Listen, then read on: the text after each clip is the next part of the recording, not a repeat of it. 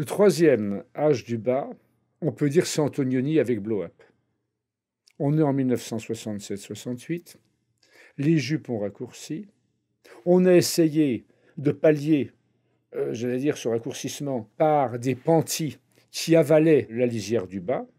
Et puis après, on s'est rendu compte que même le panty, avec ses petits festons en dentelle, était provoquant sous une mini-jupe. On a finalement adapté aux femmes les collants des petites filles. Donc c'est l'âge du collant qui démarre à ce moment-là.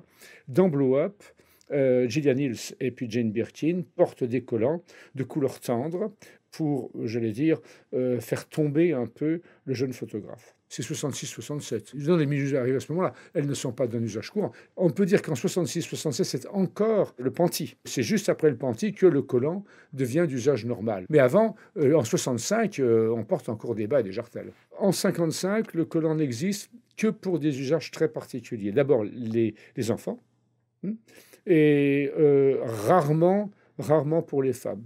Peut-être pour les femmes enceintes, avec une ceinture un peu spéciale. Le collant n'existe pas quand on est normalement habillé. C'est un usage particulier. Pourquoi? Parce qu'on n'a pas inventé le lycra. Le collant, j'allais dire, il est confectionné. Donc il n'y a pas la possibilité d'avoir quelque chose de bien ajusté. Mata Hari avait un collant cher. Donc le collant existait au début du XXe siècle.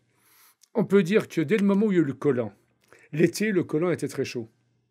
On n'avait pas une maîtrise complète de la finesse des fibres. Donc, on a inventé, dans le début des années 70, toute une série de dispositifs qui permettaient de faire une sorte de jarretière avec un bas qui était autofixant. Bien entendu, c'était un mieux, parce que cette fois-ci, on respectait la nudité du haut de la cuisse. C'était un gros progrès. On peut dire que c'est un troisième âge bis.